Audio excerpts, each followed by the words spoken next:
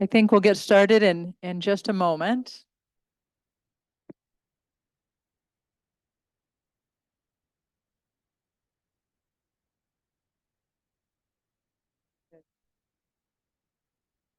All right, well, welcome to everyone here in the room and also to well over a couple hundred people that we have joining by Zoom.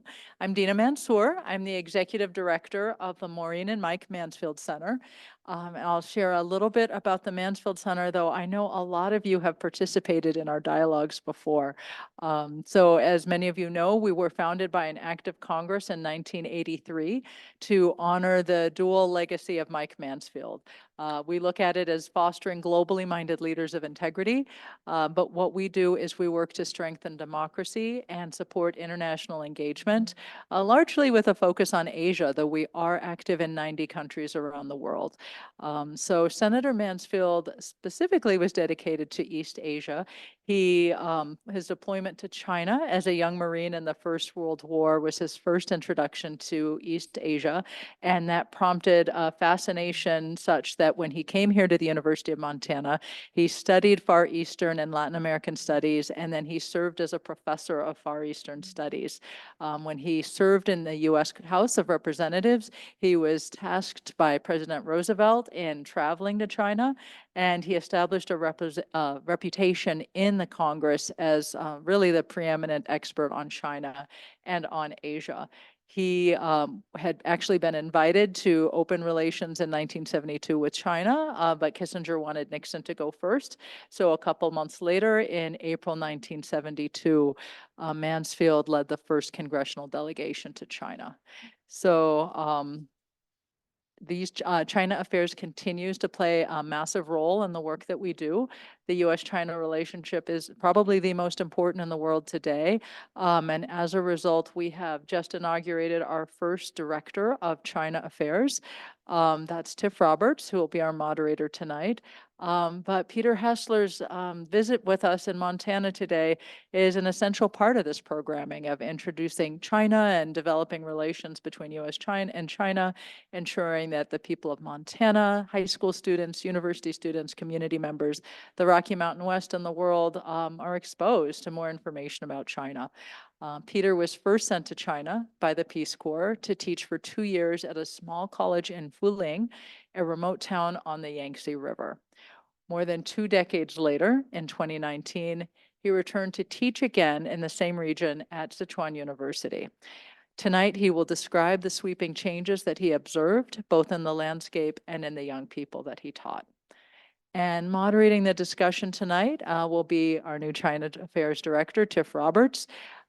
He also serves as a non-resident senior fellow in the Atlantic Council's Global China Hub and Indo-Pacific Security Initiative. Based in China for more than 25 years, Tiff served as the China Bureau Chief and news editor and Asia news editor at Bloomberg Business Week. So Tiff, I'll welcome you to the stage.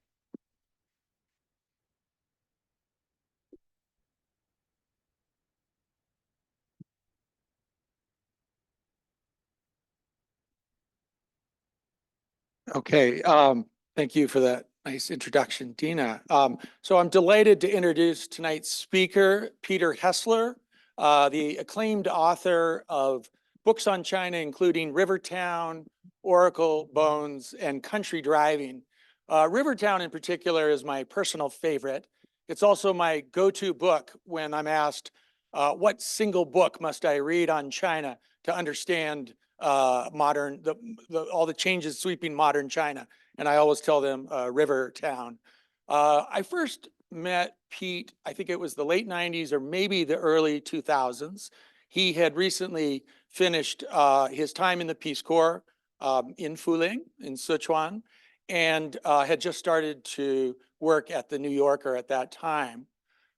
Even then, it was obvious that Peter, or Pete as we call him, had a very special gift, which was his ability to tell the story of modern China through finely wrought descriptions of people and place in China.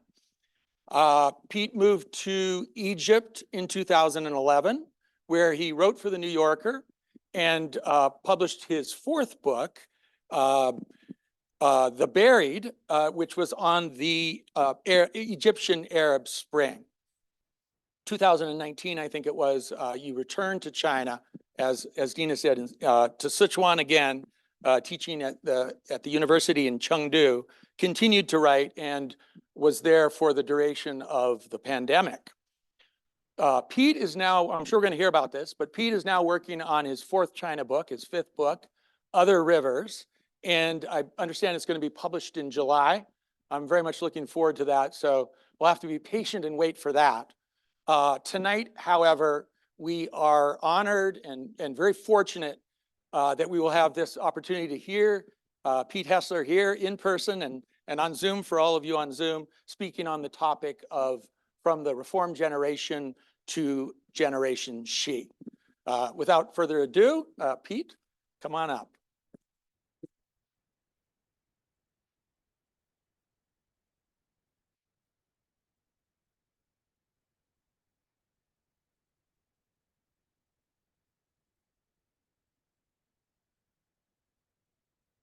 Yeah, thank you, Dina. Thank you, Tiff, and thanks to the Mansfield Center for hosting me, and thanks to everybody for coming tonight. I'm going to talk a little bit, as Tiff said, about my two different experiences of living in the same region. I first went to China, as Tiff mentioned, with the Peace Corps. I was in the group that was the third group of volunteers sent to China, Peace Corps China 3. We were sent in 1996. The program was very new. It had started in 1993. And it had been a big project to get the Peace Corps into China. It wasn't something that a lot of people in the Chinese government were excited about.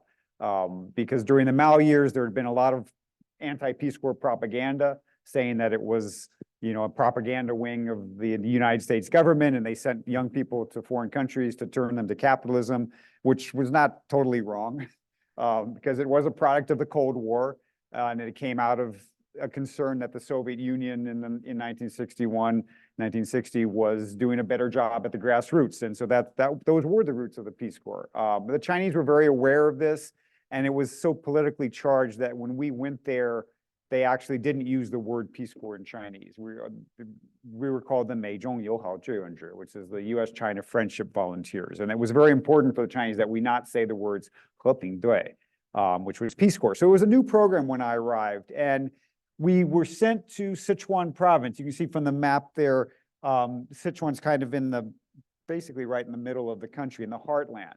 And the reason we were sent to Sichuan province was basically because it was Deng Xiaoping's home province.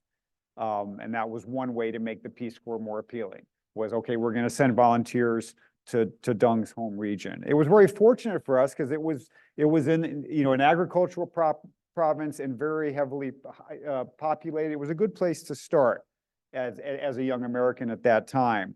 And at the beginning, the Peace Corps trained us for a couple of months in Chengdu, which is the capital of the province, right around there.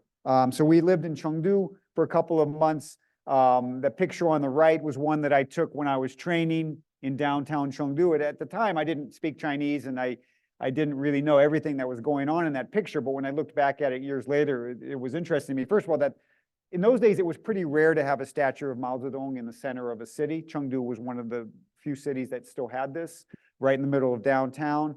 And that phrase at the propaganda sign that was below the statue when we were there was "Xi Shui Bai Nian Guo Chi," which means, you know, wipe out or eradicate a century of humiliation. Because Hong Kong was going to return to China in 1997. So you had this moment in China where they were trying to look, you know, to try to rectify the legacy of the past and colonialism. But of course, if you looked at the background of Mao, there was something else was going on. You can see the Pabst Blue Ribbon advertisement over right on Mao's right shoulder. And there's a Samsung that was for VCDs. There's an ad here for that was for some type of spectrometer. This is like a sofa ad. So there are all of these things behind him were advertising things for kind of the new middle class and dreams of prosperity. So there was all of these things were going on when we arrived. We were sent to small teachers' colleges, not in Chengdu. We were usually in kind of fourth or fifth tier cities, you could even say. And I was sent to a place called Fuling Teachers College. And I taught English majors. And in 1996, when I started teaching, this was actually a pretty low-level college in the level in sort of the hierarchy in China. But even a place like this, students had to be really good to get into that. Only 1 out of 12 college-age Chinese, 8%, was able to enter any kind of tertiary educational institution. To put that in context, when Martin Trowell was an influential British sociologist, he sort of defined the development of modern higher education as 3 phases: elite, mass, universal. And elite is when you have less than 15% of your population going to college. And China was definitely at that stage. And so the people that we taught, very few of them had educated parents. They mostly had grown up in the countryside. They'd been born, my seniors were born in 1974. Mao died in 1976. So, I taught students the next 2 years. So they were born around the time that Mao was phasing out, basically. And the year that my seniors were born, the population was 83% rural. And so vast majority of Chinese had grown up in the countryside, and my students were like that. You know, like the kid on the right, his English name was Jimmy. You can see him wearing the Bulls jersey. A lot of kids that was the era of Michael Jordan, and Jordan was popular. Kathy is a student in the middle. The one on the left, he chose the English name Mo. And that was a style. You could see the tailor's label on his suit. Everybody would leave those labels on their suits. He changed his name his second year. He wanted a last name. He changed his name to Mo Money. You know, most of them were the first from their village to go to college. And in many cases, their parents were illiterate, like Mo's parents were illiterate. And they were being trained to go back to the countryside and to teach middle schoolers and high school students English. This was part of China's goal project to expand education. And Mo actually, after graduating, went back to his village, and he taught his younger brothers were among his students, and they both ended up in college. So you could kind of see how this thing was changing. When they, you know, we were the first Americans to live in Fuling. I was there with another volunteer named Adam Meyer, who was a young recent college graduate. And of course, as the first Americans there, we were watched very closely. And you could see this in the students' writing very early on. My first semester, there was a student named Richard who submitted an essay called "Why Americans Are So Casual." And this was what he wrote. "I'm a Chinese. As we all know, the Chinese nation is a rather conservative nation. So many of us have conservative thinking in some degree. I don't know whether it is bad or good. Our foreign language teachers, Peter and Adam, came to teach us this term. It provides a good opportunity of understanding the American way of life. In my opinion, they are more casual than us Chinese people. Why do I think so? I'll give you some facts to explain this. For example, when Mr. Hessler is having class, he can scratch himself casually without paying attention to what others may say. He dresses up casually, usually with his belt dropping and dangling. But to tell you the truth, it isn't considered a good manner in China, especially in old people's eyes. In my opinion, I think it's very natural. Last week, when Miss Thompson, another Peace Corps volunteer, gave us a lecture on the American election, she took off her woolen sweater and tied it to her waist. To us Chinese people, it's almost unimaginable. But thank goodness we majored in English and know something about America. It didn't surprise us. But if other people saw this, they can't believe their own eyes. So we would see, you know, we saw a lot of ourselves in the students. And you know, even something like this, where you would walk among the desks, was considered a Chinese teacher would not have done that at that time. You'd stay at the podium. And that was considered unusual. This is a photo from the handover of Hong Kong, which happened at the end of my first year. And the students gathered in the classroom to watch. You can sort of see how low tech everything was. It's tiny television that they're watching this historic event in the corner of the classroom at midnight on July 1st, 1997. You know, there were, we realized that these students were coming from the countryside, but they were basically becoming educated and becoming middle class and urban people. When a Chinese student entered university at this time, their hukou, their residence permit, automatically transferred to urban. So they, you know, legally became a city person. You could see moments like we had this Christmas party our first year, and the boy next to Adam, to the right there, his English name was North, which he had chosen because north is the direction of Beijing, a political authority, and he had read that there was a British prime minister in history named North. He didn't read the part that was the guy that lost the American colonies. So that wasn't in the, or that wasn't in his story, but that was his English name. And one of his roommates was that boy named Yangtze. That was from his Chinese poetic name. He just did it literally and gave himself the English name Yangtze. And these guys were both from very poor villages. They were both the first people in the village to go to college. But you could sort of see them, they would dress up at the Christmas events, that they were becoming urban people. But there were also many signs that the countryside wasn't far away. First of all, the college was right on the edge of the countryside. And if I walked out the back gate of the college, that's what I saw, people farming with water buffalo, terraced rice fields, intense agriculture, with people, huge numbers of people still farming. They're beautiful terraced fields out the back. And with the students, you could tell their backgrounds, even if sometimes they didn't talk about it so much. Like I often showed this photo to my students 20 years later, and you could see how tall I used to be. Because, I was a lot taller than those students. They were small.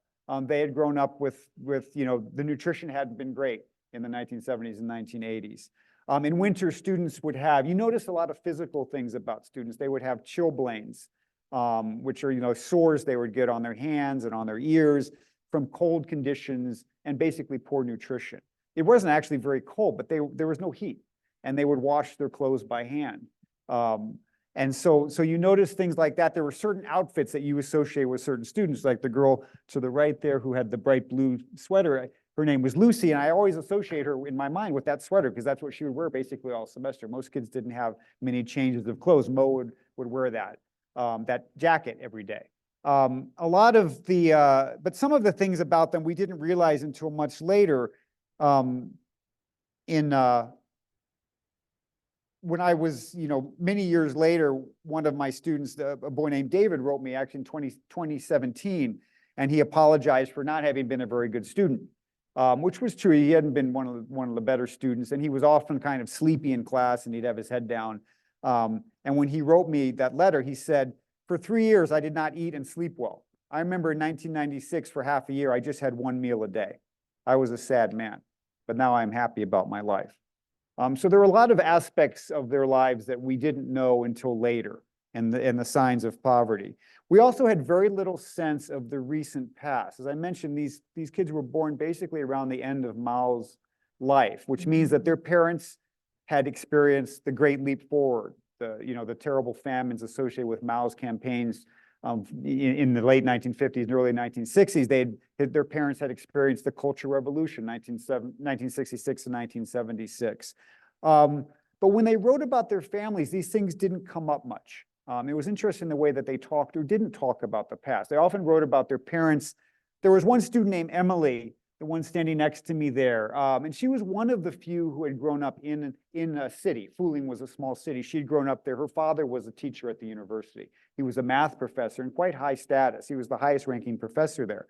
When she wrote about her parents in the fall of 1996, she said, "When my parents were my age, the whole country was in a great confusion. Politics went first. Intellectuals were said to have the tendency to follow capitalism, so they were assigned to basic units to accept reformation. My father was one of them. In the following 8 years after he graduated from Sichuan University, he worked in a small coal mine.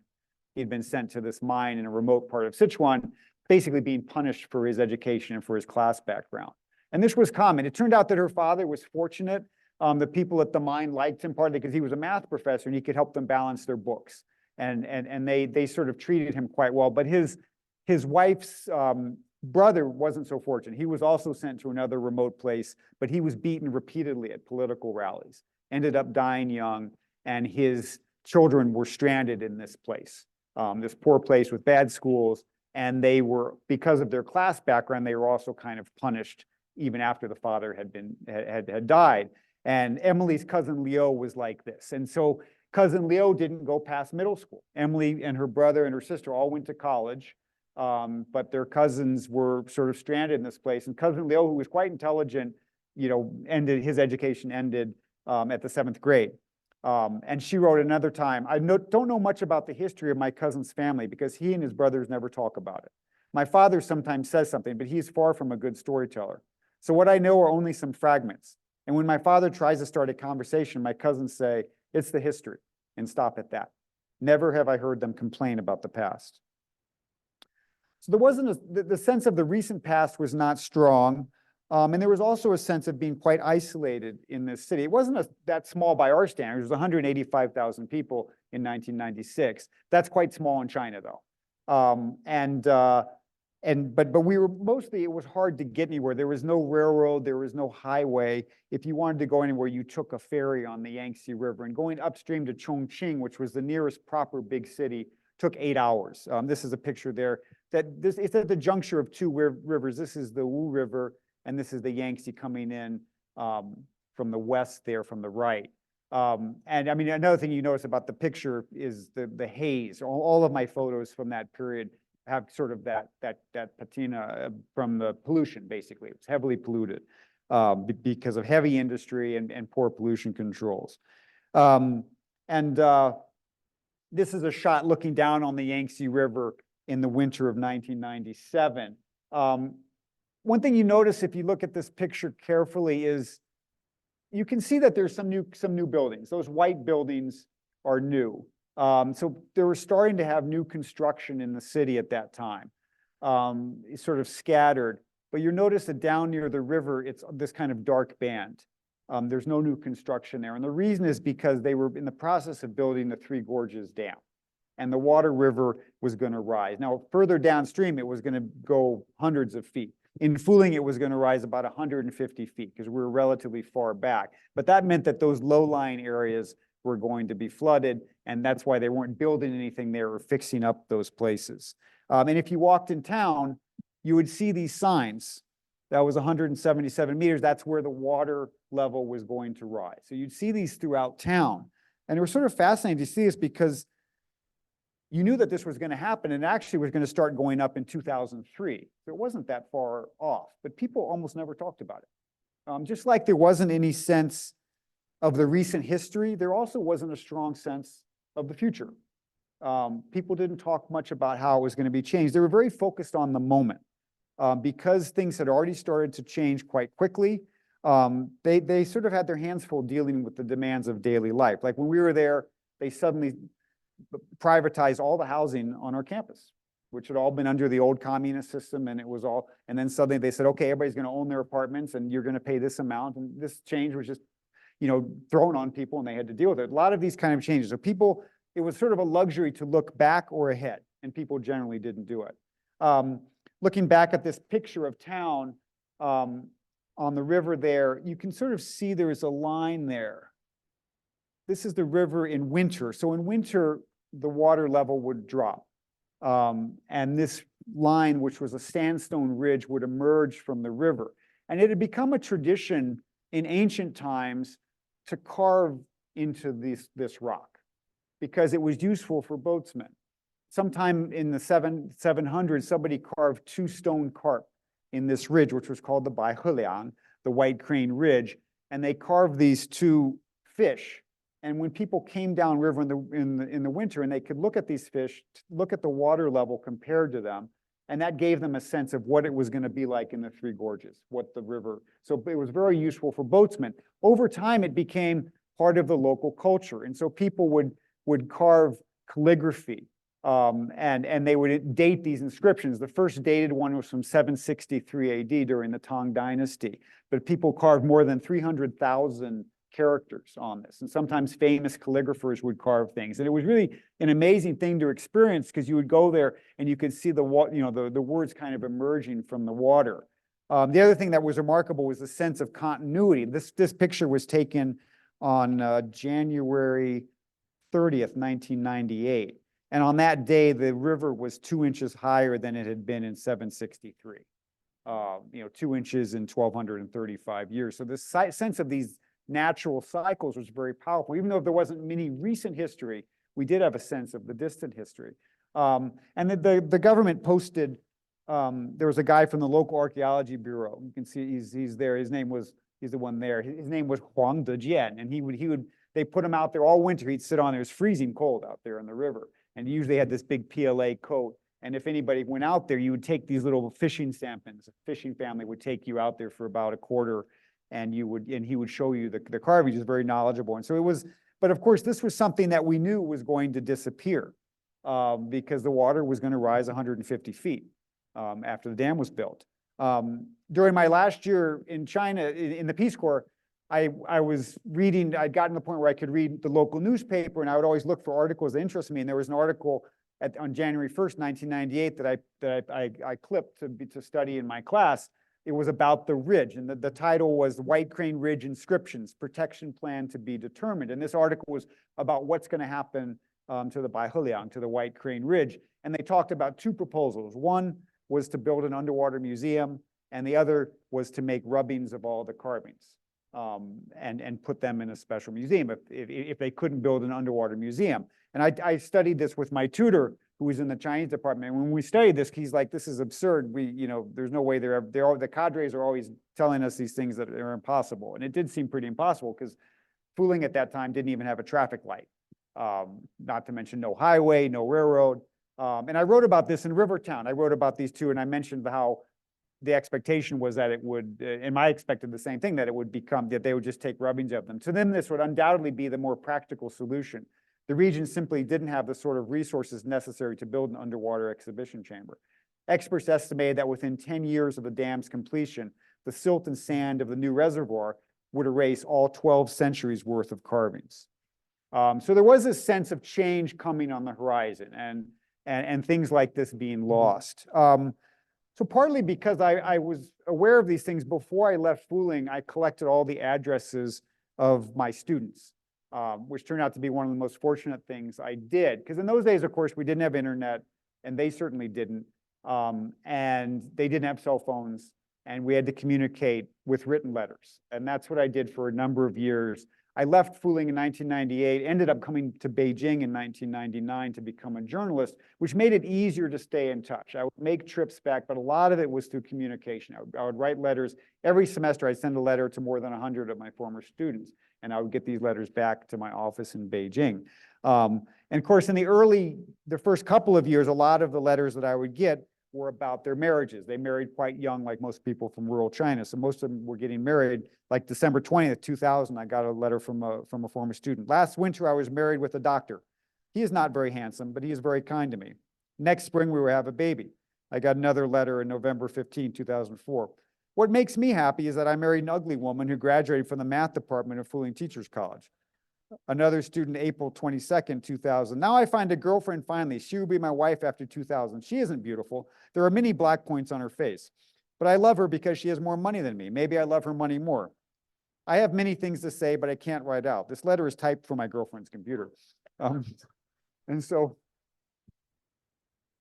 some of this they're sort of amazingly blunt. I mean, this is sort of, the Chinese are very direct in many ways. I think it was also sort of a rural quality that it's somewhat similar to the evil eye in the Middle East, where you don't want to take pride in something. You don't want to, it could draw bad fortune. And I think there was a little bit of this going. So they would always tend to downplay things, and even today, if I see them, I ask about their son or daughter, oh, he's a bad student, she's a bad student. They still sort of talk like this. One of the students I heard from was Jimmy, the guy in the Bulls jersey. He wrote me in December of 2002. And he wrote, in 1999, a charming girl came into my world who worked in a restaurant then. In my eyes, she was so attractive that I fell in love with her. I promised I would love her forever. On March 15, 2000, I married her eventually. Before we got married, she started to run a grand restaurant of her own. In my opinion, it is a hard work to do business, but she thinks it is a good job which can develop her abilities. At the beginning, we owed our relatives and friends much money. Now we also run a hotel, which cost us 170,000 yuan. To our joy, both restaurant and hotel are going well. Everything has two sides. On the contrary, my health is very bad because of too much wine and beer. And so even very early, you could get the sense, of course, they were being married, but there are also these major changes happening in their towns. Their letters often mentioned that a new highway has been built, a new train line. And almost immediately after I left Fuling, they did complete the first highway there, and the first rail line was completed not long after that. And you would get these references to people doing businesses or sideline enterprises. And so there was, and I would also visit, I would visit regularly. Over the years, as we had this communication, I started kind of formalizing a survey almost every year. I would send them a survey because we had been in communication for so long and they'd read my books, they knew what I did as a writer, and it was a good way for me to learn more details about their lives and how things had changed. And a lot of the economic things were really striking. Like in the late 1990s, when they entered the workforce, they usually made about $500 a year, the equivalent of that. When I surveyed them in 2014, their median household income had risen to nearly 18,000, the equivalent of 18,000 US. 7 years later, that had risen to 35,000. So it was really quite striking how quickly their situations improved. Most of them became teachers, and they usually stayed as teachers because their salaries went up at a good level. These were pretty jobs. They reported good job satisfaction. John, you can see that's Mo Money there, who sure enough did end up with Mo Money. This was happening across China. China's population became majority urban in 2011, and according to the World Bank, nearly 800 million people have been lifted out of poverty since the start of the reform era. I mean, that number is kind of, it's hard to grasp. What does 800 million mean? But when you see this sort of at the granular, at the personal level, it has a different significance. Like a student like Jimmy, who I visited regularly. So I visited him after his daughter was born and when his daughter's a little bigger. And then the last time I visited him was in 2021. And it was sort of amazing how much his life changed. His wife, they started that business at the hotel and the restaurant. She eventually sensed that there were new opportunities in the tech industry, and she became the rep for Hewlett-Packard in that part of the Yangtze Valley. And they did very well. They were very good at grabbing new opportunities. In 2018, Xi Jinping gave a speech referring to the problem of school children straining their eyes because of overwork. There's two things that you can do to solve this problem. One, of course, is to give the children less work. The other possibility is to turn up the lights. And in 2021, the government announced a project called Guangming Xingdong, or Operation Light, which was to improve lighting for children so they could do all this homework. And the moment that was done, Jimmy and his wife started a factory making high-quality light fixtures for classrooms. And when I last visited, they had 45 workers on the assembly line. Business was great, and his wife was driving a new gold-colored Mercedes. So this generation of people, I often refer to them as sort of part of the reform generation because they grew up with the reforms that had been started by Deng Xiaoping. They really had no advantages in terms of where they were born, geography, they had no family connections, they had no particular educational advantages, but their timing really couldn't have been much better. So they had this amazing historical luck.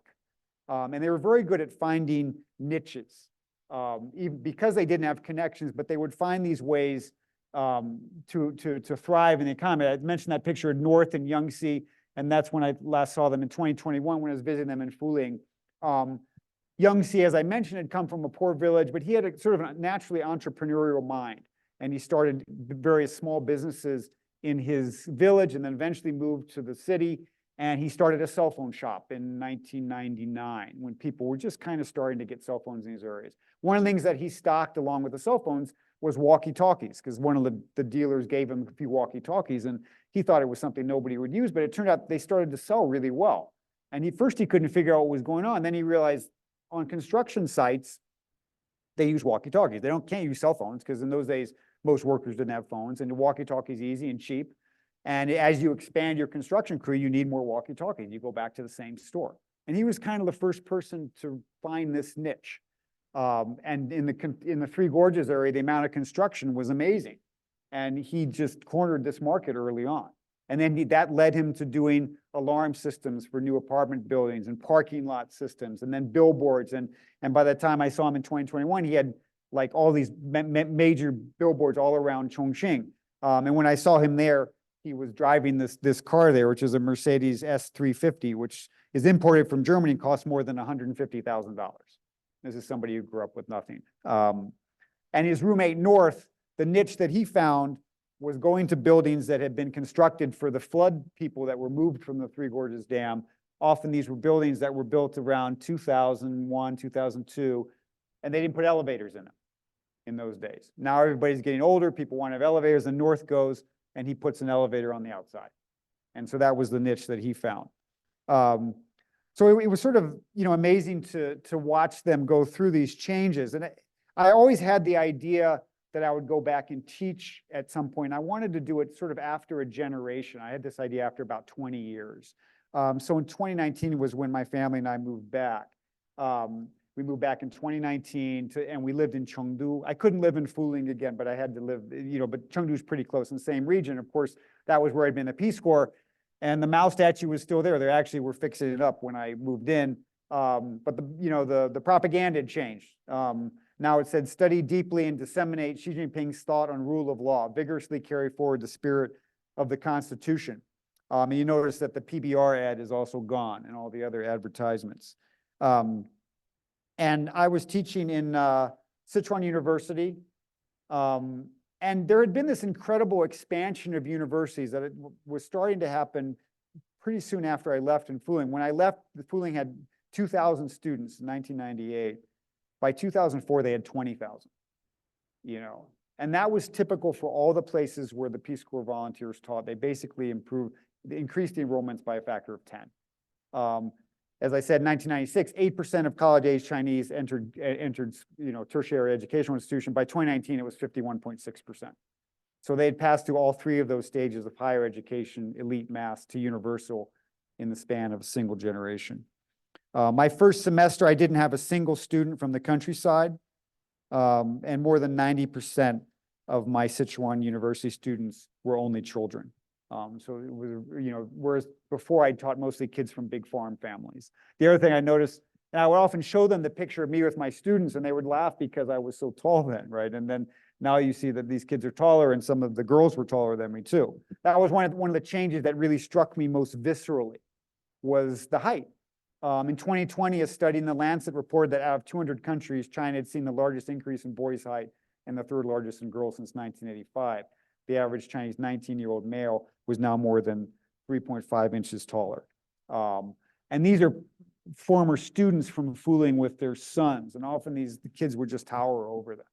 A very vivid effect of improved nutrition. Something else that really struck me when I was teaching there was the relationship to the past. I mentioned how in Fuling, students didn't talk about what had happened to their parents because their parents didn't talk about it. It wasn't part of this, they didn't grow up with stories about the Cultural Revolution, the Great Leap Forward. But the kids I taught at Sichuan University, they had a much stronger sense of what their parents had experienced. Their parents told stories, and they would often write these in their essays. I remember one boy writing about how his father, who was from the same era, same generation as my Fuling students, when they would go to eat hot pot, he would choose the restaurant very carefully, and he had all these rituals, like when you get the mutton, you turn the plate upside down because it should stick if it's fresh, and you put the mutton in first to flavor the broth, and then you put the vegetables. And he said, my father would tell me he did this because when I was a kid, we were always hungry. We didn't have enough to eat. But they had these incredible details, something that I didn't have before. There was a student named Fenton. Fenton's one of the guys who was a lot taller than me. And he wrote an essay in 2019 about his parents and their stories. Before I left home and went to college, I had such an interest in listening to my parents' stories about their childhood. When my dad was my age, he worked as a taxi driver, and my mother was a woman worker in a state-owned flour factory. I was born in the crossroad of two centuries. Taking advantage of the rapid development of market economy in the coming century, they decided to devote themselves to industry. They ended up starting a factory and becoming successful, making plastic bags. These are the stories from when they grew up. And what I like is that they are the stories of their childhood in the countryside. These stories have a fairly fixed and smooth pattern, which can be said to be similar to the current superhero genre films. Our childhood living conditions were not so good, is always the beginning of this kind of story. In the middle is something that seems to be easy to realize now, but was difficult at that time. And you must cherish everything you have now is always the end of these stories. So a very different relationship to the recent past. So while I was teaching at Sichuan University, I would often go back to Fuling to do research. That trip from Fuling to Chongqing, which had been 8 hours, had been reduced to 38 minutes on a high-speed train. And these are a couple of pictures. I would sometimes try to go and recreate pictures from the same vantage point. The first thing you notice is that you can see the mountains, right? And the air, and that's really a striking difference from the past. The air has been cleaned up, to a large degree. You can see the river's wider. There was very little city on this side, and now there's a whole city there. There's like a bridge there which didn't exist. So all kinds of new infrastructure. Another thing you really notice looking at these pictures, all of these boats in the old days, these are all docks there. Most of that's gone. People don't use the river for transport anymore. So sort of the life on the river, which was a big part of my experience in the 90s, is mostly gone. And sometimes people would take a boat for fun, but there were basically no more ferries. Another thing that you really notice is the countryside. This is, you see these terraced fields. Here, the fields are no longer being worked, and actually there's trees. In the old days, you never saw trees in the countryside because they needed all the land. Those pictures I had that you saw of the staircase terraced fields, I tried to recreate those images and I couldn't do it because the landscape had changed so much. There's so few people farming now. They don't do rice anymore. There's no more terraced fields. All of those just kind of collapse and turn into mountainside. A lot of the old paths I used to take are overgrown, and you would have trees. And so often I couldn't take the same pictures because the trees were in the way. Very few people farming. This is, China became a net importer of agricultural products in 2004. And since then, that process accelerated, and the People's Republic, which was once the most populous agrarian country on earth, is now the world's largest importer of food. And you see that in places like Fuling. This is another comparison shot where you can see, remember that band of brown has now been replaced with high rises. There's a dike that held up the river. The river's wider now. It's interesting, this is hard to tell from a distance, but if you look closely at this picture, you can actually tell that the street layouts didn't change. It's still the same, and you can see this from the map. So it wasn't like the whole city was clear cut and then rebuilt. It was built building by building, place by place. As people gained money, they invested, they built a new building. It happens kind of, at the individual level. But when I started retaking these pictures, I would notice things like, I hadn't really looked at this when I took the picture, but then when I retook it, there's this temple there. And this, it turned out, was the ruins of a temple. And when I went back down there and talked to people, that was a Taoist temple that had been torn down actually during the Great Leap Forward because people were starving and they wanted to sell the material for scrap. They were desperate. So you notice these little changes. And of course, you notice that ridge, the White Crane Ridge, is below the water now. When you go onto this dike, which is along the new river there, they have these historical displays, which are of the equipment from the 90s and 2000s. In 2000, there's this sign there which commemorates these cranes. It says in 2005, the government of Fuling decided to close the Conclo on here. The site retains some relics and equipment to commemorate those who contributed to the economic construction and urban development of Fuling. So you have these historical displays there. And then when you walk along that dike, there is this museum there. You go into the museum and you get on this escalator, which goes for 300 feet. And you go down to the bottom of the escalator below the level of the river, and they have these portholes. And you look out of the portholes like a submarine, and there's the White Crane Ridge, and so you can look at those characters now submerged in water. This thing that I had thought was an impossible project was built. They opened it in 2010 at a cost of $34 million. And going there is sort of amazing because it wasn't that long. 1998, this museum was opened in 2010. And going to the same place and seeing, I could see the characters that I remembered standing on and touching.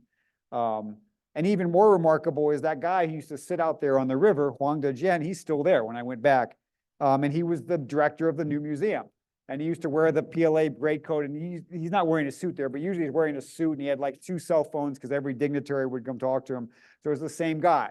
And there's often this sense like, some people, Emily, the student I mentioned whose father had been a math professor, she's still there in Fuling. And she would tell me sometimes, she always kept me updated on her cousin Leo, the guy that didn't get a chance to go to school. He was a gardener at the college when I was there. And then he went to Kunming and started to work in construction as a ditch digger initially. Then he ended up managing construction crews. He turned out to be very good at that. One of the reasons is he had a very naturally quick mind, and he was very good at estimating how much a cost would be. And so people trusted him, and he became successful. Then he started his own construction company. Then he started real estate investment, and eventually, amassed a wealth. He was one of the richest people in Chongqing, tens of millions of dollars. And this guy who had every disadvantage possible. He built a big mansion in his village for his mother, and she lived in this mansion, but she would still go out every day and farm, like the old days. And she would tell Emily, well, this could all disappear at any time. I still need to grow food. So she was one of the few people that was still planting crops. So it's funny to go back because you have this sense that everything has changed, but nothing has changed. And for outsiders, it's hard to kind of put these things together and to match them. And it's also hard to understand this place has undergone so much economic, social, and educational change, but the politics and the party's still in charge. The politics, if anything, have become more regressive in some ways. And I think for an outsider, that's hard to figure. How is it possible to have these things? I think sometimes when I talk to locals, I get a sense that they see it in a different way. They say, well, everything else changed. We needed to have the political stability to allow everything else to change. It would have been too much. It was necessary to have that stability. I think there's actually logic to both, right? I mean, I think it's logical to see the things both ways. Another thing I often think about is it's hard to predict how people view the past. And in a place like this, history is always there, but not always in the way that we might expect.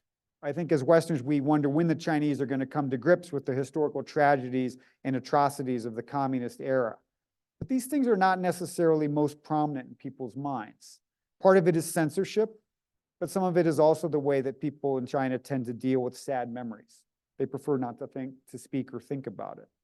And I realize that, people can decide what they remember. They're more likely to focus on more positive things in the recent past. That's why you see the historical displays of the industry, local industry, but you're not going to see displays to political things. And I see that at the individual level as well. I think also it made me think about education in a different way. Even in Fuling, I wrote about this in Rivertown, how there was a point when I realized you kind of have this expectation, these people being educated, they're expanding the university. It's going to inevitably make this a more progressive country. But I realized that my students, the best students, tended to be recruited for the Communist Party. And they, of course, also had a lot of intense political classes. And I sort of started to understand that education in China might not work the same way that it does here and in other parts of the West. There's a historian at Harvard, Elizabeth Perry, has written about this and how different the tradition of education, like in the West, the ancient tradition of higher education came out of religious institutions. And sometimes they were aligned with the state, but not always. China was quite different. They had the imperial examination system started in the 600s and lasted for 1,300 years. This is how they chose government officials. And the education system was built around that. It was very closely aligned with the government. And Perry and other historians have said that this has probably contributed to China's dynastic stability because all educated people were part of the government, basically. And that was their goal. Their goal was not to challenge the government necessarily. In that, she wrote an essay called Educated Acquiescence, How Academia Sustains Authoritarianism in China. And she says, one might have expected that opening China's ivory tower to an infusion of scholars and dollars from around the world would work to liberalize the intellectual climate on Chinese campuses. Yet Chinese universities remain oases of political compliance amidst the social contention that has swept much of the rest of the country. And the Peace Corps is part of this too. You would think having contact with young Americans is inevitably going to lead to change, but not necessarily. The system there may move in different directions. As a teacher, it was interesting to teach this younger generation of people and to think about, well, what's going to happen in the next 20 years? I did sense, there's been a lot of talk of young Chinese being very patriotic because of the country's improvement and because of the intense propaganda and people. There's a term called Xiaofenhong, which means little pinks, that these young, very intensely patriotic Chinese. I feel like that's maybe exaggerated a bit, and it's something that you see more on social media. I didn't really sense it in my classroom. I actually felt like the students I taught 2019 to 2021 were less patriotic in most ways than the ones I remembered for the 1990s. The main thing I observed was that this indoctrination, in a way, they just kind of disengaged. The indoctrination, they're more sophisticated now. The indoctrination has not gotten more sophisticated, and they choose to, they're kind of bored by it. And in some ways, while the party probably wants people to become intensely patriotic, if young people learn to disengage from politics, that's probably not the worst thing for them. When I taught at Sichuan University for 4 semesters, I couldn't remember a single case in which a student mentioned Xi Jinping in the classroom. They wouldn't talk about him. And I went back when I was thinking about this, I reviewed every paper that I received, more than 500 papers total, and I could find only 22 that mentioned Xi Jinping. So the relationship, I think, to power was also quite different. And I can compare in the past. In 1996, I asked my students in Fuling to write about their heroes. Of the 22 students who wrote about public figures, almost all of them, 15 of them chose political leaders. 7 chose Mao, 4 chose Deng, and 4 chose Zhou Enlai. Nobody chose a scientist or an entrepreneur. At Sichuan University, I asked the same question in 5 sections of my freshman students. The most popular choices by far were scientists and entrepreneurs. And out of 65 students, only 9 wrote about Chinese political leaders. 4 for Mao, 3 Deng Xiaoping, 1 Zhou Enlai, and only 1 student out of 65 chose Xi Jinping, which was the same number that chose Eminem, Jim Morrison, Lionel Messi, and George Washington. And the student who chose Washington wrote, "The reason why I admire him most is that he gave up his political power voluntarily." So, I mean, I think they were savvy about what they would say, and they learned to disengage from this system. I have the same kind of communication with the students I taught since I've left in 2021. And I gave out a survey, I sent out a survey last year to my students from Sichuan University, to more than 150 of them, and asked them a number of questions about their lives since they've graduated. And one question I asked was, what do you worry about most? And out of 47 responses, 3 specified the possibility of war with Taiwan. 3 mentioned politics. Only 1 said environmental issues. I felt like this would be very different if I asked American undergraduates. And the vast majority of answers were personal. More than half mentioned job opportunities or issues with graduate school. You know, I think it's partly, again, this tradition of not engaging directly. You know, your job is not to change the system. And I think this is a lesson that people learn one way or another. You know, and I noticed that they're intensely aware of competition, which was fundamental to their parents' generation. Those kids from Fuling, like Yangtze and North, who were building their elevator shafts or figuring out the niche, like they rose in this moment when competition was everything. And it was almost like their faith, I feel like. It structured their lives. It gave them agency. It made them feel they had power. But now in China, that's become so intensely competitive. The young people often feel burdened by this. They use this term neizhuan, involution, to describe that feeling of sort of this pointlessly exhausting competition. And I really sense this with their answers to questions like this. When I taught in Fuling in the 1990s, at that time, I mean, these kids were coming from poverty, but I could see in a way that the challenge for their generation was pretty straightforward. It wasn't necessarily easy, but it was easy to see what they needed to do. They needed to become educated and skilled. They needed to leave the countryside, and they needed to escape poverty. And that was fairly straightforward. And the people I taught pretty much all did that. It's more complicated now. For these young people, their families have achieved material comfort. They're middle class. So the question is, what do you value? What do you care about? How do you want to live? Is this current system sustainable? Is it something that you're comfortable with? And I think these are more complicated questions. So I feel like for this younger generation, the challenge in some ways is bigger. I think one question that really stayed with me from that survey for the Sichuan University says, I asked, do you want to have children eventually? The majority said no. Of the 25 women who responded, 19 did not want children, 76%. And other surveys show that this is common in China, that the young people do not want to have kids. And one woman said, we are already a confused generation, and children's upbringing requires long periods of companionship and observation and guidance, which is difficult to ensure in the face of intense social pressure. The future of Chinese society is an adventure, and children do not demand to be born. I am worried that my children are not warriors and are lost in it. So I think I'll end there and open it up for questions. Yeah, thanks.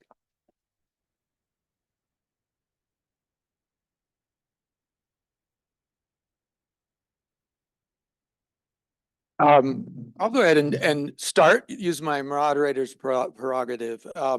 in May of 2022, you wrote a powerful essay in the New Yorker. A teacher in China learns the limits of free expression. I wonder if you could tell us about that piece, what you experienced, and also about your decision to leave China when you did during those, I guess, 2021. Yeah, I mean, we moved there in 2019, and one of the reasons was I wanted to do this project of being in the same region and visiting my former students. And originally we were planned to be there for 5 years. I thought I would teach for 2 or maybe more years and then transition to becoming a journalist again. And another side of our plan was our daughters, my wife Leslie is also a writer who lived in China many years, and we wanted our daughters to learn Chinese. They didn't grow up speaking Chinese. We were in Egypt when they were quite small. So we put them into a Chinese public school in Chengdu, actually a school that didn't have any other foreigners, and they spoke no Chinese. So that was part of our project there. And so we had originally planned to be there longer, but of course we showed up in 2019, and the pandemic happened. It started right as we were ending our first semester, basically. And so things really changed at that point, in that we couldn't leave. At that point, we couldn't leave and come back, so we didn't leave China for those 2 years. But also China and the US were involved in this intense, all kinds of diplomatic spats, one of which meant that almost all journalists were kicked out on both sides. And so most American journalists got their visas canceled or couldn't come in. And so I couldn't transition to being a journalist. I originally had planned to teach for 2 years without writing much, but when the pandemic happened, I felt like I should write because of everything that was going on, and there were so few correspondents there. And so I did that during the time I was there. I think it probably made the university I know that it made the university very nervous. And at the end of 2 years, they would not let me stay on my program, which was actually an American program. They made the decision not to offer me a renewal or to teach there. So we pretty much had to leave in the summer of 2021. We thought about trying to come back, and I corresponded with a couple of other universities, and for a while it looked like, but I think that the mood was too nervous, basically. And it turned out that in some ways we were lucky, because 2021, when we left, China's policy actually had worked pretty well in the first stage of the pandemic. So my kids didn't have to do remote schooling. They were in the classroom. I was able to report, but starting from kind of the end of 2021 was when their policy began to fail, because they didn't adjust with Omicron and with vaccines. And so that's what the lockdowns that you read about that were so brutal in Shanghai and other cities, we were not there for that, which we were fortunate in retrospect. So yeah, I mean, this is true for a lot of people who are China specialists. It's hard to find a way in now often. The mood has become so tense politically. At the same time, as a teacher, I didn't feel this from my students. I found the students very engaging. I actually thought they were less narrowly politically conservative than the students 20 years earlier. So that part of it was quite heartening for me. And you know, I have hope for their generation. I think they've got a hard thing ahead of them, but I do have faith in them. Well, I think we'd like to open it up to all of you in the audience. So let's maybe start with this gentleman here. Do we have? I've got it. Let me get this to you. Very informative discussion here, except for the years of, let's see, 2013 to 2017, where I noticed a huge, I was at that time living in Santa Cruz, California, and we had a lot of Chinese students aged between 16, 17, who showed so much wealth. The rent was $1,000 a month, and they were going to private schools over there, talking about their parents as being millionaires. When did that happen? How these people suddenly became from a field where everybody was in the Chinese communism until producing all those millionaires overnight? Mm-hmm. Yeah, I mean, there's more billionaires in China than in the US. That's what I say. Yeah. Yeah, you know, it's people like, you know, I gave you the examples of those guys that I taught. You know, these are relatively small scale, relatively speaking, businessmen in Chongqing. Imagine there's even bigger scale, so there are a lot of people that made a lot of money in the 1990s and 2000s, especially 2000s and early 2010s. And a lot of those people didn't want their kids to have to go through this Chinese system where they study for the brutal examination, because your wealth doesn't actually give you such an advantage in that exam, because it's just a number on the exam. That's how you get into college. There's no teacher recommendations, there's no activities, no extracurriculars. So a lot of the people that have a lot of money started sending their kids to America. They still do that, The year that I moved there in 2019, there were 372,000 Chinese students at American universities.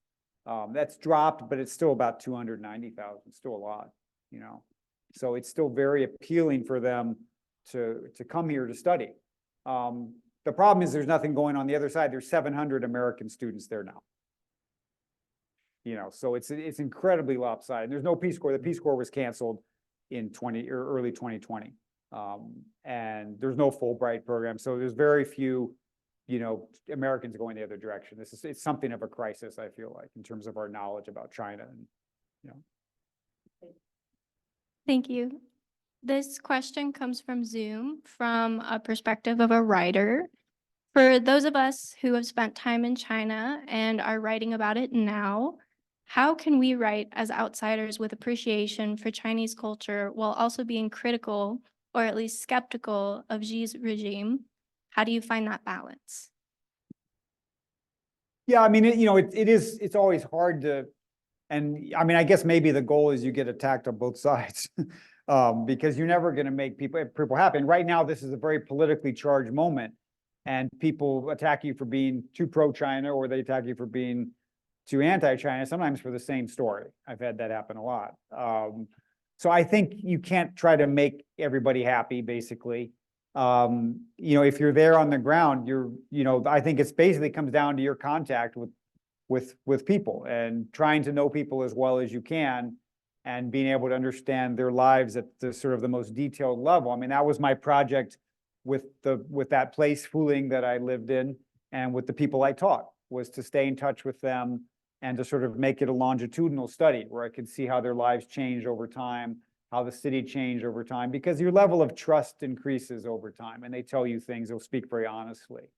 And that really informed my reporting and my work as a journalist. I was very fortunate to have this group of young people that I got to know well, and that they trusted me, and they were open with their lives. I'm very grateful to them for that.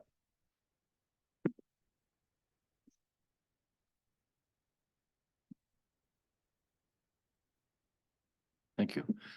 So you dramatically described that all the transitions in Chinese culture, economic and educational and scientific. And my question has to do with culture, and that is the essence of Chinese hospitality. Has that changed as dramatically as everything else? I don't think so. I think that, I found it when I was back in 2019, 2020, actually, I felt like it was pretty easy for me to talk to people. And even though this was a politically difficult time and relations with the US were terrible, and even during the pandemic, I still found it pretty easy to talk to people and to get access as a journalist. There was still this kind of openness, and I think people were still welcoming. The thing that's different is in the old days, a lot of it was countryside based. I would visit these students in their rural homes. And those homes, I went back with some students to their villages, and it's really amazing. All the fields are overgrown, the buildings are empty. The kid still has a key and he shows you the home, but nobody's living there. It's just unbelievable, that sense. Which, we have that in British poetry, right? From, the 19th century and the people leaving the villages and people going to the Manchester and the other cities. But this happened like so fast. It happened, in the span of 10, 15 years in many places. And that accelerated time is really, an amazing thing to sort of try to grasp. It's kind of impossible to grasp. So the rural hospitality is something that you rarely experience anymore. And we have one pre-submitted question.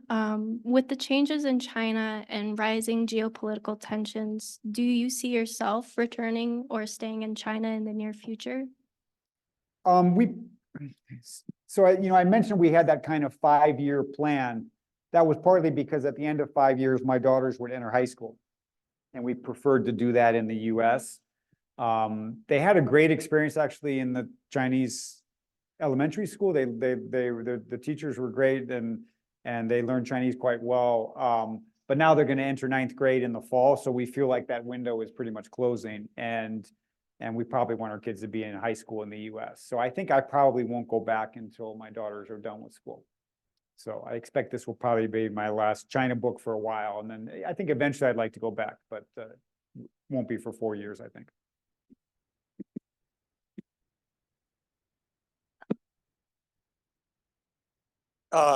Rob, let's hear from you. Thanks. An economist friend of mine says for everybody who likes to blame all the world's problems on capitalism, they need to explain how China is doing so well. The assumption being that what China is up to, what the Chinese society is up to, really does not match up with what especially Americans think is capitalist motivation, capitalist incentives, capitalist thinking. How would you describe where the US and China's economic misunderstandings rub the hardest? Where do they sense that we're not understanding what they're doing? And a warning, Rob is a journalist. Okay. I think there is this, there's a zero-sum mentality that if things in China are better, then it's bad for us. Certainly jobs went to China. There's no question that industries here collapsed and jobs went there. I guess my perspective on that was always different because having a country of this size with a lot of poor people, I thought is not in the world's interest either. And it was hard to see when I was there. And you saw a lot of bad things happen. And one example is this guy there, who was one of their roommates, the guy on the right there. His English name was Henri because he was a poet and he thought a poet should be angry. So he gave himself the name Henri. But this was a kid from a really poor village whose brother, at the end of senior year, went fishing with dynamite, which is something that people would do because he worked on the road construction crew and he had dynamite, and they would do this in villages, and he got a short fuse and blew off both hands and blinded himself. So Henri went to work knowing that he had to support his brother's wife and his brother's child. And so he quit his teaching job actually because he felt like he needed to go into something more that would pay more. And he bounced around and he finally found a job in a factory in Shanghai because he had a little bit of English. And then he started, because he was smart and he worked hard, they started to rise him in the management. And he worked for a company called Debtel, which made cell phones for Motorola and so on. They worked with Motorola's Taiwanese company. They had opened this factory in Shanghai. And they chose a number of people, including Henri, promising workers to introduce something called Six Sigma, which was started in, which company started that in the US? Who was it? GE? I think it was GE. Anyway, I've got it in my book, I should remember this. But anyway, this was a system for processing, for how to set up systems to create fewer, what they call PPM, like errors and parts per million. Like how many errors are you making in your production process? And they sent in people to stay. So this is kind of interesting. So he was first trained by Peace Corps volunteers, courtesy of the US government. And then he was trained by Motorola, sort of an American corporation. They sent in people to train him and the other people on this. And the level of errors in 2 years in the factory he worked in was reduced by like 99.6%. He's like, they didn't have any systems. It was word of mouth. They had no protocols. And they suddenly learned this. And he said it was unbelievable. He became like an evangelist for Six Sigma. He went on his own as a consultant, and he would do this all over the East Coast, going to factories, telling them, this is how you implement systems. You need to have process control. You need to have, protocols. And it just made a huge difference. And so I told you his brother had died in that. He had another brother who worked on a assembly line. He was also uneducated. He worked on an assembly line in Shanghai, making parts for computers. and he was electrocuted and died on the assembly line. So this meant something to him. Like for him, it was almost like a religious thing, that there was this system that could make factories safer. And he dedicated his life to this. And, you know, when I see this, so when I see the zero-sum competitive thing, I have to think about Henri and his family. You know, this is somebody who had suffered a lot of tragedy, and he wanted something better for the people around him and for the people in his communities. And that side of life, I think, is very hard to grasp as an American. And it doesn't, of course, become part of the political discourse. And there is always this sense that if something's good for China, it's bad for us. And I guess I don't see it quite that simply. Again, because of contact with the human side. And in the end, like, you do have the level, there is such intense contact between us that it's somewhat of a fantasy to think we can disengage, which is sort of what Trump was trying to do. You know, this idea that you could, what was the term they used? It was not disengagement, but detangling or something. Anyway, this idea that you would, you know, that we could separate some from China.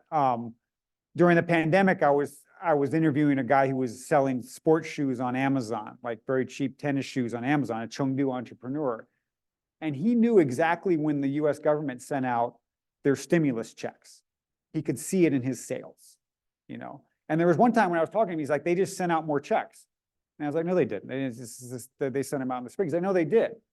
And I said, and then I went home and I checked my email, and like the person who was in my house in Colorado with our tenant said, yeah, you got this thing from the government. They sent you the check. And it turned out like the people that they didn't have bank stuff for, which was included us, they'd sent out another round, you know, and this guy in Chengdu knew it before I did.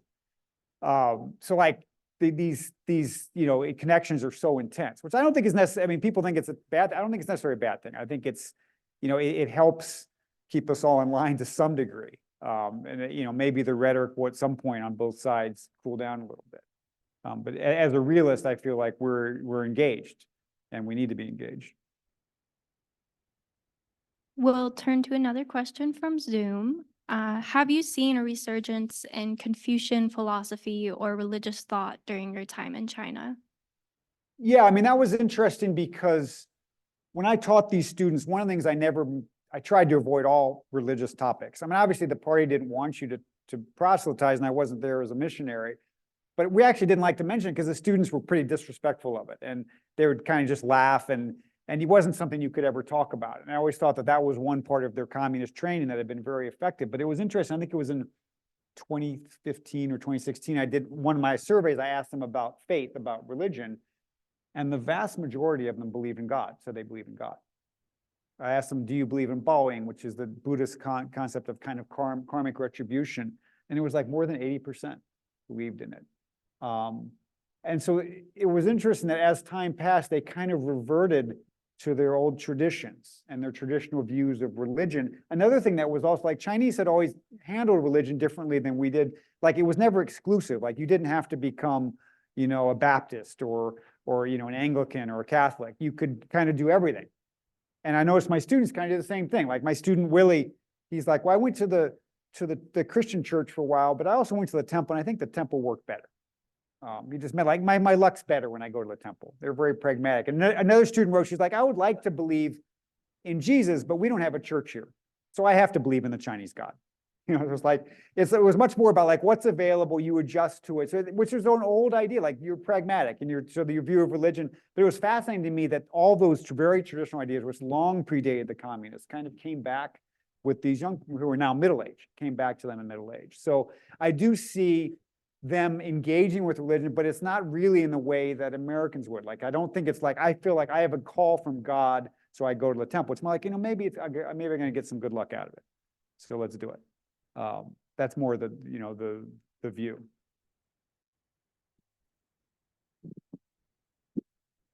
Thanks, Pete, for sharing such interesting stories of these young people. As a fellow researcher, I'm sometimes interested in the people that don't fit into the main story. And I think about the kind of stress some of these young people were under, and did they all turn out to be successful? Could you tell us some stories about those that haven't fit into the direct storyline that you're talking about? There's some, you know, there is some, you know, self-selecting of the, you know, the people I respond with. They're probably more likely to hear from people with stable lives, but really it's, I can find out about the others because there are certain people who have these wide, like North, he was the banjiang, the class monitor, and he still sort of has that role. They still call him that. And he kind of knows where everybody is. You know, and if I ask him about somebody, he'll say, oh yeah, but usually what he says actually is, yeah, they don't have an elevator in their apartment, or, you know, they talk to me about an elevator, but they can't do it for this. It's really funny. That's his mindset. So I do hear about the others, and there are a few, like there was one guy who we went to jail for corruption, that I have not been able to contact. But generally speaking, it is remarkable how well they've done. And like another thing that's really remarkable is the divorce rate's very low. Like I think twice I asked them about marriage, and there were 31 or 31 responses one year, 32 another year, and one divorce each time.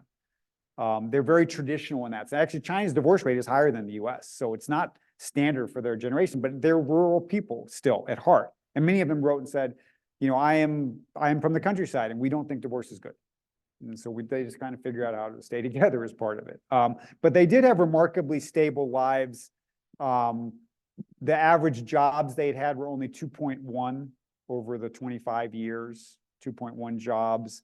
And a large percentage of those teachers had actually never changed jobs. And more than 90% of them are still teaching, which is amazing. If you think, if you looked at people who are training to be teachers in America in 1996, how many of them would still be teaching today, right? In middle school and high schools, I've seen really small numbers. So this was something that I think that the government did pretty well, was they did treat their teachers well. And I would see that at my daughter's school, like the teachers had status, the parents respected them. You know, you go to the parent-teacher conference and the teacher talks and you listen. And they had these amazing WeChat groups where they just ask about all kinds of stuff, and but nobody ever gives a teacher any advice or criticism, tells them what to do. We don't need that from you. We're in charge. So you could see that in the job satisfaction. I could tell with my former students. But yeah, in general, I feel like they're a lucky generation. Like most people from that generation, their lives are better. People, and especially people who had some education like them.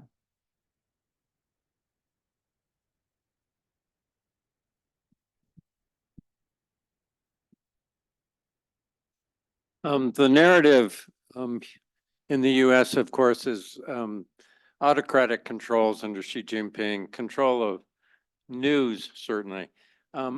When you were teaching in Sichuan, did you get a sense of how much your students knew about what was going on in Xinjiang, for example? Yeah, I mean, their access to news is quite different by generation. So the kids I taught at Sichuan University, almost all of them use virtual private networks, VPNs. And the young people tend to be very skilled at that, and they get stuff from all different sources. It's also true for business people, like the guy I mentioned who was selling shoes. Like you have to be able to get on Google and Google Trends if you're selling in America. So all of those guys use VPNs. And actually, if you go to like the trade center in Yiwu, when I stayed in the hotel there, the whole hotel was on a VPN, just automatically. Which is illegal, you know, but you would do that, because I went in there and I started turning on VPN and it wasn't working. I realized, oh, I'm already on one.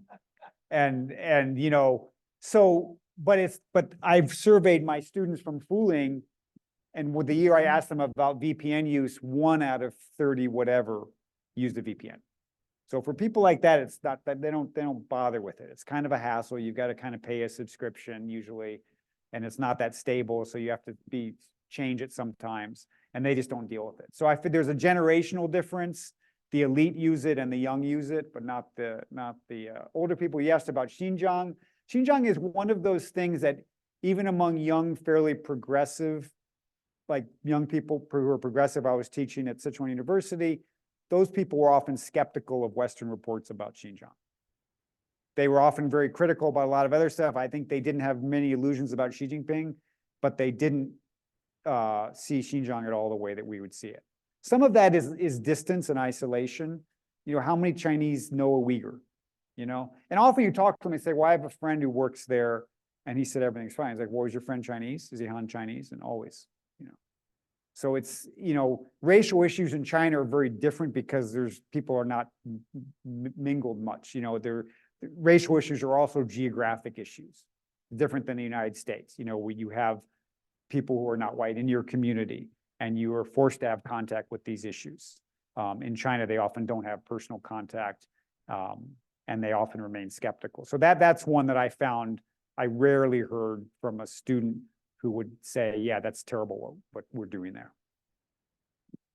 We have another question from Zoom. As a young person with experience in China, an interest in writing about the country, fluency in Mandarin, and a desire to return, what advice would you give to a young American who is trying to return and teach in the way that you have? I mean, the first thing is I think it's a good time to go, actually. I mean, it's a hard time.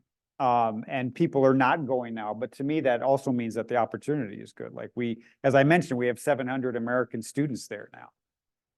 And very few journalists. There's not a lot of young people going. When I was, especially in the early 2000s, it was an exciting place to go and young people were attracted there. That's not the case right now for young Americans. But I think that means that, we're missing something and there's a lot of opportunity. There's a need for it.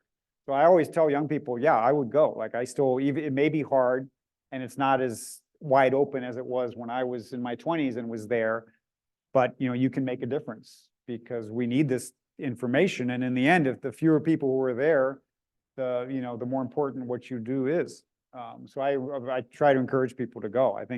But I think we also need to do this institutionally. Like we need to have something like the Peace Corps, the Fulbright program, which has been canceled. All of these things, we should be trying to create ways for people to go over there, especially young people, to build the next generation of China experience. When Tiff and I were there, there was this whole core of people. Many of us were not trained in China studies, but you could learn quickly, and we were intensely engaged and doing all kinds of work. And I think we're losing that.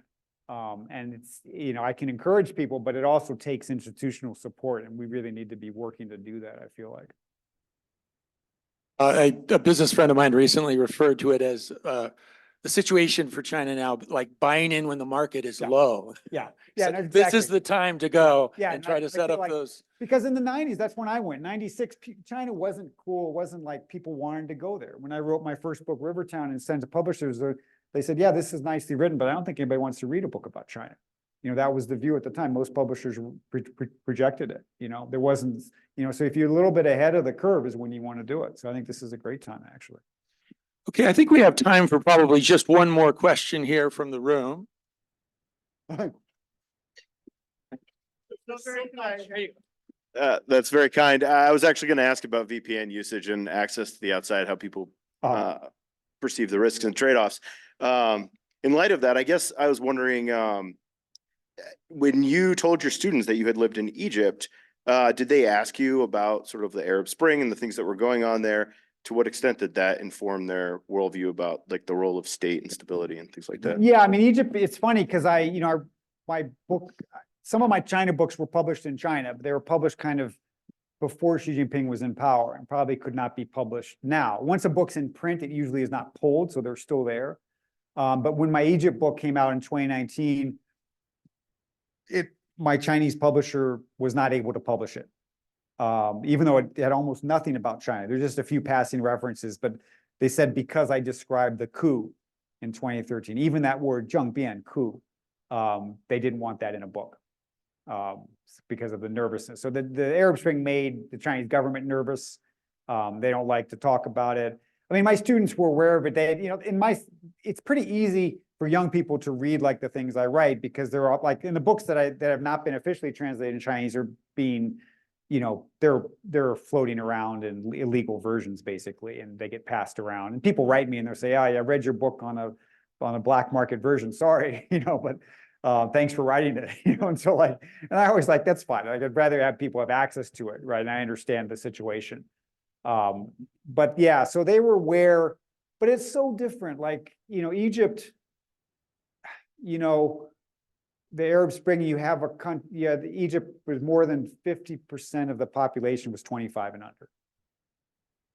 And you think about and look at the demographics in China, like all the one-child families and, very, young people feel this incredible burden in terms of that they have to succeed for their families.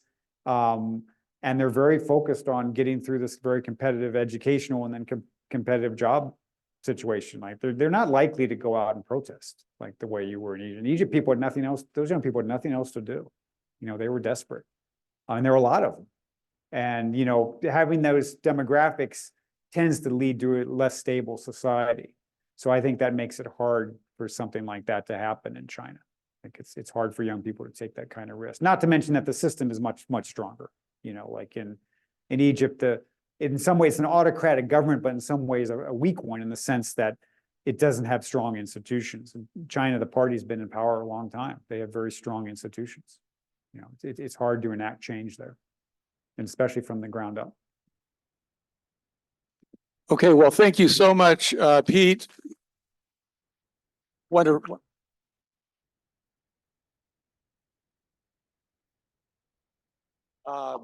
What a delight to have you here in person as well. I'd just like to highlight a couple upcoming activities we're having at the Mansfield Center. Be great if all of you in the audience, first of all, thank you for joining us today, and great to see such a good turnout, and thanks to everyone who joined as well virtually on Zoom. You'll have another chance to join us on April 10th, Wednesday, 7 p.m. here in the UC Theater. Return, a documentary and discussion on healing the wounds of war. Return is the story of Jim Markle Sr., a retired Green Beret who voyages from Montana to Vietnam for the first time since the war. At the end of April, we will have an upcoming civil rights dialogue, which should be very interesting. Details coming on that soon. So please, hope to see you all back soon.